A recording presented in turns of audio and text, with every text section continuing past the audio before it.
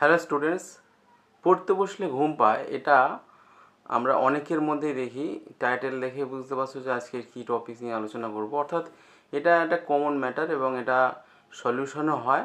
কিছু কিছু টিপস আছে, বেদিক টিপসও আছে, সায়েন্টিফিক্যালি কিছু টিপস আছে। তো সেগুলি ইউজ করেও এই জিনিসটাকে আমরা কাটিয়ে উঠতে পারি। ক্লান্তি, হয়তো কিছুক্ষণ পড়তে পড়তে একটু ঘুম ঘুম পাচ্ছে, মনে হচ্ছে না একটু ঘুমিয়ে নিই, আবার একটু পড়ি, এরকম করব। বা সেই ঘুমের টাইমটা বাড়তে বাড়তে দেখা যাচ্ছে 1 ঘন্টা 8 ঘন্টা এরকম হয়ে যাচ্ছে, কিন্তু সেই পড়ার টাইমটা আমাদের প্রতিদিন হয়ে উঠছে না। 7 ঘন্টা 8 ঘন্টা 10 ঘন্টা ঘুমাচ্ছি, তাও যেন ঘুম হচ্ছে না। লেজিনেস, কুড়েমি, এগুলো হয়। এগুলো সব স্টুডেন্ট লাইফেই, যারা একটু লেজি স্টুডেন্ট বিশেষ করে, এগুলো কোনো ব্যাপার না, এগুলো কমন ফ্যাক্টর। তো এগুলোকে অ্যাভয়েড করা যায়। এগুলো একটা প্রবলেম, যদিও এগুলোকে অ্যাভয়েড করা যায় বা এগুলোকে কাটিয়ে উঠে ভালো পড়াশোনাও করা যায়। তো সেই জন্য আজকের এই ভিডিওটা। তো এই ভিডিওতে আমি কিছু 6টা প্রায় বলবো, টিপস বলবো, যেগুলোর মাধ্যমে আমরা এই কাটিয়ে উঠতে পারি। এই যে পড়তে বসলে ঘুম পাওয়া, ক্লান্তি বা অবসাদ, যেটা এইগুলোকে কাটিয়ে উঠতে পারি। তো এর ওপর আজকে ডিসকাশন করব। তো প্রথম যে টিপসটা হলো সেটা হলো সেম টাইম স্লিপিং, অর্থাৎ একই সময় প্রতিদিন কিন্তু ঘুমাতে হবে। আমরা কি করি, একটা স্টুডেন্ট বা একটা বাচ্চা দেখি যে দেখা যাচ্ছে আজকে 8টায় ঘুমিয়ে পড়েছে, রাত 8টায়, আবার কালকে 9টায় ঘুমাচ্ছে, আবার কোনো দিন দেখা যাচ্ছে 10টায় ঘুমাচ্ছে, কোনো দিন আবার দেখা যাচ্ছে পরের দিন 8টায় ঘুমিয়ে পড়ছে, বা কোনো দিন 11টা অবধি জাগছে, আবার 12টা অবধি জাগছে। এরকম কিন্তু করলে হবে না। প্রতিদিন সেম টাইমে স্লিপিং করতে হবে, অর্থাৎ একই সময় প্রতিদিন। যে 1 মাস যদি আমরা টানা করতে পারি, যে একই সময়, যে আজকে 10টায় ঘুমাচ্ছি, কালকেও 10টায়, প্রতিদিন 1 মাস টানা 10টায় ঘুমাবো, তাহলে কিন্তু আমাদের ব্রেন অনেক অ্যাক্টিভ থাকে। এবং ধরো আমি একটা এক্সাম্পল দিচ্ছি, যদি স্টুডেন্ট হয়, দেখা গেলো একটা ছেলে, সে কি করছে না, সে ধরুন 8 ঘন্টা থেকে 10 ঘন্টা ঘুমাচ্ছে, ঠিক আছে। তো সে একদিন 9টায় ঘুমাচ্ছে, একদিন 8টায় ঘুমাচ্ছে, একদিন 10টায় ঘুমাচ্ছে, কোনোদিন 12টায় ঘুমাচ্ছে, এরকম করছে। আর একটা যে স্টুডেন্ট, সেটা দেখা যাচ্ছে স্টুডেন্ট, সে কী করছে, রোজ 10টায় ঘুমাচ্ছে বা রোজ 11টাতেই ঘুমাচ্ছে, ওর কিন্তু টাইম এদিক ওদিক করছে না। তো এর ফলে কি হয়, দুটো স্টুডেন্ট যদি 1 মাস এমন করতে থাকে, তো 1 মাস পরে আমরা দেখতে পাবো যে স্টুডেন্টের মধ্যে অনেক তফাৎ চলে আসছে। প্রথম যে স্টুডেন্ট, যে যখন খুশি তখন ঘুমাচ্ছিল, সে কিন্তু তার ব্রেন কিন্তু অ্যাক্টিভ থেকে অনেক কমে এসছে, অর্থাৎ সে অ্যাক্টিভ নেই, তার ব্রেন ওই লেজিনেস চলে এসছে, তার মধ্যে কনফিডেন্স লেভেলও লো হয়ে গেছে। কিন্তু সেকেন্ড যে স্টুডেন্টটা, সে যখন একই টাইমে ঘুমাচ্ছে, তখন কিন্তু তার মধ্যে একটা ব্রেন অ্যাক্টিভ পাওয়ার তৈরি হয়েছে, এগুলো ইনক্রিজ হয়ে গেছে, ঠিক আছে। তার মধ্যে অনেকটা সে অ্যাক্টিভ হয়ে গেছে এবং তার সঙ্গে সঙ্গে সে অনেকটা স্মার্টও হয়ে গেছে, আগের মতো আর লেজি নেই। অর্থাৎ এই তফাৎটা কিন্তু আমরা লক্ষ্য করতে পারবো, যদি তোমরাও অ্যাপ্লাই করো, দেখবে যে এরকমভাবে যদি আমরা প্রতিদিন একই সময় ঘুমাতে হবে, অর্থাৎ 10টাতে 10টা বা 11টাতে 11টা, এরকম প্রতিদিন দেখবে 2 দিন 4 দিন করতে করতে ওই টাইমেই ঘুম চলে আসছে। এবং ওই থেকে আমি 7 ঘন্টা ঘুমাবো, বেশি দরকার নেই, 6 ঘন্টা থেকে 7 ঘন্টা ঘুমাও, ওতেই তোমার শরীর ঠিক থাকবে এবং পরের দিন সকালে তুমি উঠে পড়াশোনা করতে পারবে, লেজিনেসটা অনেকটাই কমবে। সেকেন্ড যে টিপসটার কথা বলবো, এটা হচ্ছে 5 সেকেন্ড রুল। এটা হচ্ছে বেদিক একটা রুল, বেদিক ট্রিক্স বলতে পারি আমরা। তো এটা কি, 5 সেকেন্ড, অর্থাৎ আমি যখনই ধরো আমি 6টায় উঠছি, বা 6টা সাড়ে 6টায় উঠছি, বা 5টায় উঠছি, এই যে সকাল 5টা বা 6টায় যে ঘুমটা আমার ভাঙলো, বা ফোনের অ্যালার্ম শুনে ঘুমটা ভাঙলো, এটা কিন্তু 5 সেকেন্ডের মধ্যে আমার ডিসিশন নিয়ে নিতে হবে যে আমি কিন্তু এটা ঘুমটা ভাঙাবো না আমি আরও ঘুমাবো। যদি এরকমটা হয় যে ওই 5 সেকেন্ড পরে আবার ঘুমিয়ে যাচ্ছি, তাহলে কিন্তু ঘুমাতেই থাকবো। 1 ঘন্টা 8 ঘন্টা ঘুমাই, আবার 8 ঘন্টা পরে উঠে যাবো, এরকম করলে কিন্তু ঘুমাতেই থাকবো, এই টাইমটা বাড়তে থাকবে। কিন্তু যদি আমি 5 সেকেন্ডের মধ্যে ডিসিশান নিয়ে নিই যে না, আমি এখন আর ঘুমাবো না, আমাকে উঠতেই হবে এবং আমাকে পড়াশোনা বসতেই হবে, অর্থাৎ এরকম যদি করি, এই 5 সেকেন্ড রুল খুব ইম্পর্টেন্ট একটা রুল, এটা অনেক স্টুডেন্ট অ্যাপ্লাই করে থাকে। তো এটা করলে কিন্তু আমি মনে করি অনেকটা সুবিধা হবে। থার্ড যে রুলটার কথা বলবো, তৃতীয় নম্বর, সেটা হচ্ছে ব্লাড সার্কুলেশন রুল। অর্থাৎ ব্লাড সার্কুলেশন মানে রক্তের যে বেগ, রক্তের যে স্পিড। যে সমস্ত মানুষরা একটু কম, যাদের রক্তের স্পিড থাকে বা রক্তের হিমোগ্লোবিন কম থাকে, তারা কিন্তু কি করে, তারা একটু লেজি হয়, তারা একটু ক্লান্তি অবসাদ বেশি ফিল করে। সেই জন্য আমাদেরকে ব্লাড সার্কুলেশনটাকে ঠিক রাখতে হবে। ব্লাড সার্কুলেশন ঠিক থাকলে কিন্তু আমরা অনেকটাই পরিশ্রমী হয়ে পড়বো। দেখবে পরিশ্রমী মানুষরা কিন্তু কম ঘুমায়, ঘুম কমেও তাদের শরীর ঠিকঠাক হয়ে যায়। কিন্তু যারা একটু কুঁড়ে হয় বা যারা একটু, তাদের ব্লাড সার্কুলেশন এতটাই কম থাকে, তারা বেশি ঘুমায়, অথচ তাও তাদের ঘুম যেন পোষায় না। তো এই ক্ষেত্রে কী করতে হবে, আমাদের শরীরে ব্লাড সার্কুলেশনটাকে যখনই আমাদের ঘুম পাচ্ছে বা আমরা ঘুমের মধ্যে মনে হচ্ছে মানে একটু আধ ঘন্টা ঘুমিয়ে নিই বা 1 ঘন্টা ঘুমিয়ে নিই, আমি পড়েছি 2 ঘন্টা, আধ ঘন্টা বা 1 ঘন্টা ঘুমিয়ে, তখন আমাদের ব্লাড সার্কুলেশন স্পিড বাড়ানোর জন্য কিছু টিপস ব্যবহার করতে পারি। সেটা হচ্ছে প্রথম ইয়ার টিপস, অর্থাৎ কানটা এই যে এরকম ঘুম পাচ্ছে ধরো, তখন কী করবো, ব্লাড সার্কুলেশন যদি বাড়ানোর জন্য এই কানটাকে নিয়ে একটু এরকম করছি, এরকম করছি, এরকম করছি, এরকম করছি, আমার সঙ্গে সঙ্গে তোমরা করতেও পারো। এইগুলো যদি প্র্যাকটিস করি, এই যে এরকম করছে, কানটা একটু টেনে টেনে টেনে, এর ফলে কী হয়, কানটা একটু গরম হয়ে যায়, এবং তার ফলে কী হয় না, তার ফলে কী হয়, কানটা গরম হওয়ার ফলে আমাদের এই যে ব্লাড সার্কুলেশন এখানে বাড়তে থাকে, অর্থাৎ এখানে ব্লাডের স্পিড বাড়ে এবং সেটা ব্রেনে গিয়ে আমাকে আরও অ্যাক্টিভ করে দেয়, ব্রেনটাকে অ্যাক্টিভ করে দেয়। এটা একটা মেথড বলতে পারি।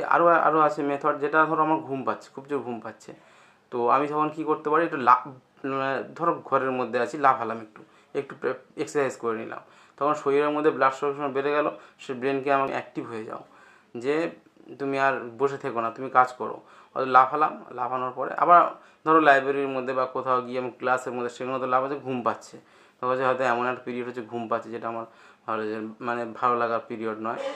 সেখানে আমি কি করব, সেই জায়গাটা হচ্ছে কি করতে হবে না, আমাদের ধরো কিছু একটা কাগজ পেন বের করলাম বা খাতা পেন বের করলাম, খাতা পেনটা নিয়ে আমি লিখতে থাকলাম কন্টিনিউয়াসলি কিছু লিখতে থাকলাম। এর ফলে কী হবে, হ্যান্ড যে মুভমেন্ট বাড়ছে, হাত থেকে হাতটা পেশিটাকে মুভমেন্টটা, সে রক্তর স্পিডটাকে বাড়িয়ে দিল, সেখান থেকে ব্রেনেও একটা এফেক্ট পড়ে। এর ফলে কি, এগুলো হচ্ছে কি, যে ব্লাড সার্কুলেশন স্পিডটাকে বাড়ানো, মেন ব্লাড সার্কুলেশন স্পিড যদি বেড়ে যায়, ব্রেন আরও অ্যাক্টিভেট হয়ে যায়। তো তার ফলে কি করতে পারি, আমরা ঘুমটাকেও অ্যাভয়েড করতে পারি। জিনিস যদি লক্ষ্য করে দেখতে পাবো, যে আমরা যখন ভরা পেট হয়ে যায়, প্রচুর খেয়ে ফেললাম একসাথে, তখন কিন্তু আমাদের আর শরীরের প্রচুর যখন খাই, তখন প্রচুর অক্সিজেনের চাহিদা বেড়ে যায়। তো সেখানে অক্সিজেন যখন সেখানে সাপ্লাই হয়েছে, সেখানে কী হবে, আমাদের শরীরটা একটু কী করে, একটু শোয়ার চেষ্টা করে, ঘুম বা একটু শোয়া, এগুলোর চেষ্টা করে। তো সেই জন্য বলছি যে আমাদের যখন আমরা এরকম পেট ভরে খেয়ে পড়তে বসবো, এটা কিন্তু কখনোই ভালো পড়া হবে না।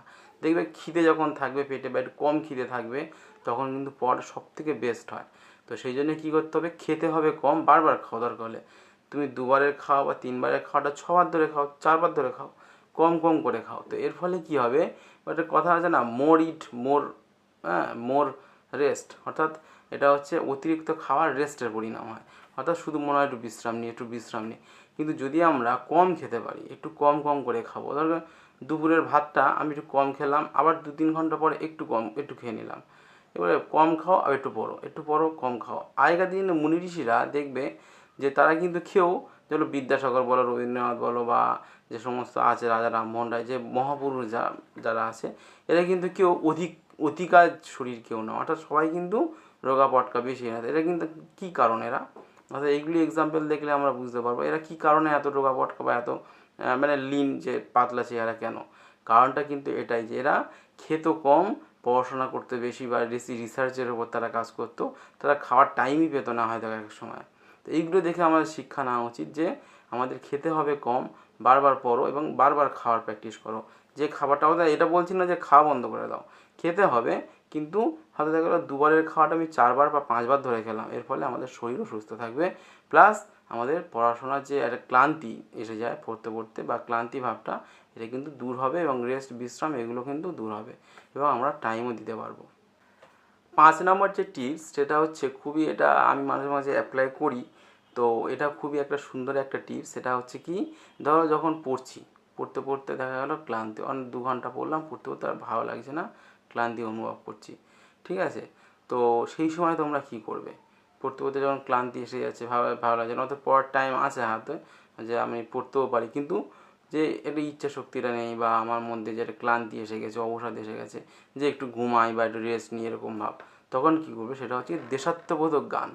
অর্থাৎ যদি আমরা সাধারণত দেশকে সবাই সম্মান করি, এবং দেশ আমাদের কাছে একটা বিশাল একটা সম্মানীয় জিনিস, তো এই সময়টা যদি আমরা কোনো দেশাত্মবোধক গান শুনি, বা যে সমস্ত মহাপুরুষদের বক্তৃতা বা তাদের নীতি, এগুলো যদি দেখি, কিন্তু আমাদের মনের মধ্যে কিন্তু একটু কী জাগ্রত হবে, যে আমাদের মনের মধ্যে একটু ভালো কিছু জাগ্রত হবে, এবং তার ফলে আমরা পড়ার কিন্তু যে ক্লান্তিটা, সেগুলো দূর হয়ে যাবে, আমাদের ঘুমের যে অবসাদ বা ক্লান্তি, সেটা কিন্তু অনেকটাই দূর হবে।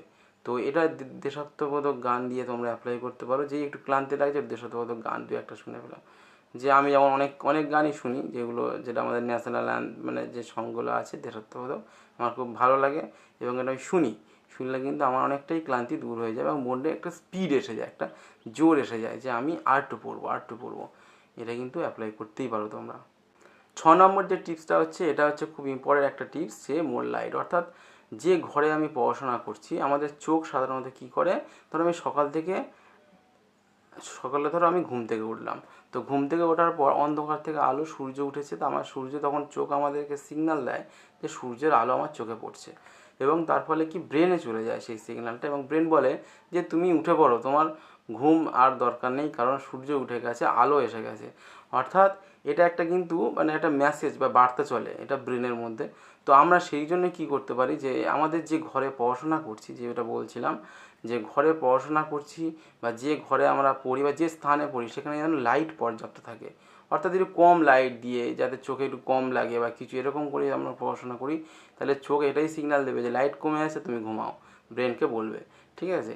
তো সুতরাং আমরা যদি একটু বেশি লাইট যেখানে পড়ছি, একটু বেশি বা মানে পর্যাপ্ত পরিমাণে লাইট, যেটা বলছি বেশি মানে অতিরিক্ত বেশি নয়, পর্যাপ্ত পরিমাণে লাইটটাকে যদি ঠিকঠাক রাখি, তাহলে কিন্তু আমাদের অনেকটা পড়ার আরও ইন্টারেস্ট বাড়বে বা আগ্রহ বাড়বে, এবং ঘুমটাও কমে যাবে বা যেটা আমাদের ক্লান্তি ভাবটা অনেকটা কমবে। ঠিক আছে? তো এই 6টা টিপস তোমরা অ্যাপ্লাই করতে পারো। আমার যেটা মনে হয়েছে এই 6টা টিপস খুবই উল্লেখযোগ্য একটি। এবং স্লিপিংটা, এই যে ঘুমের টাইম, যে পড়ার টাইমে ঘুম চলে আসছে বা পড়তে বসলেই ঘুম, বা এই জিনিসটা কাটাতে হলে এই 6টা টিপস কিন্তু অপরিহার্য। অর্থাৎ এইগুলো তোমরা ব্যবহার করলে অবশ্যই সুফল পাবে।